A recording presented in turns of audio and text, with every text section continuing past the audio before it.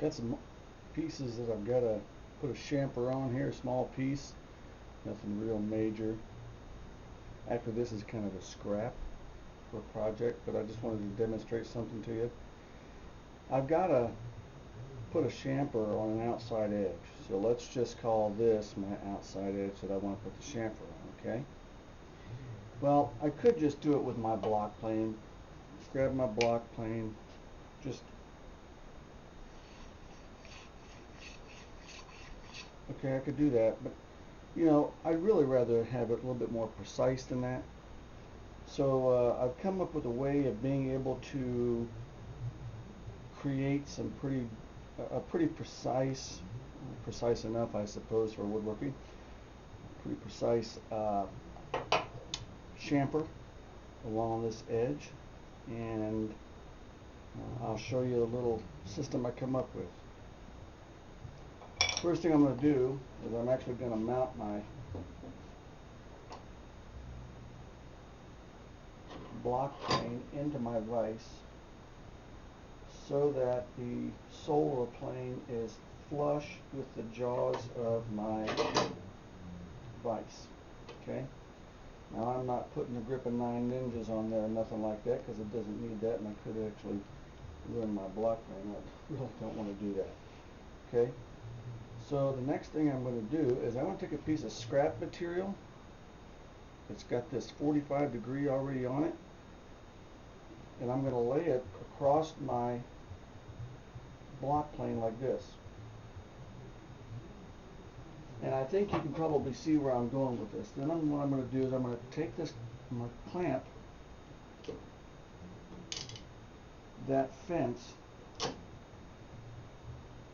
to the jaw of my vise. I'm going to do the same thing to the other side.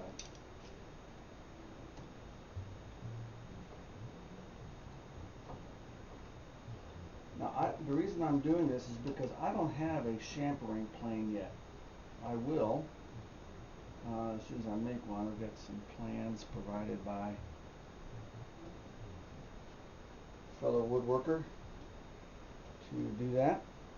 Anyway, so now I'm going to take my piece of material here, and I'm going to hold it against this 45 degree angle here, and I'm just going to run it back and forth. And to be able to create a consistent miter on all my parts, I just would want to count how many times, or a consistent chamfer, I should say, not miter. I'm just going to count how many times I go across the blade. Now, you know, if I want a heavy chamfer,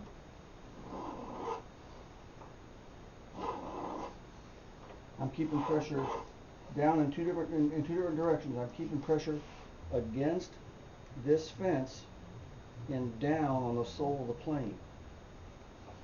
So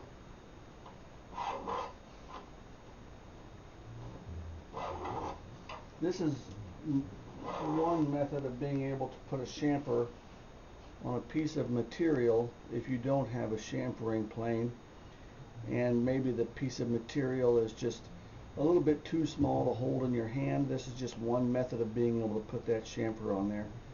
Maybe that, you know. So for whatever it's worth, this little system here I came up with it pretty quickly because I needed to do some work, and hope it'll help you out too in the future. And it creates a pretty consistent chamfer. You know, I'm not looking for perfection, but it does a pretty good job. So I don't know how well you can actually see that chamfer, but it doesn't do too bad. So maybe you'll find it useful. Thanks for watching.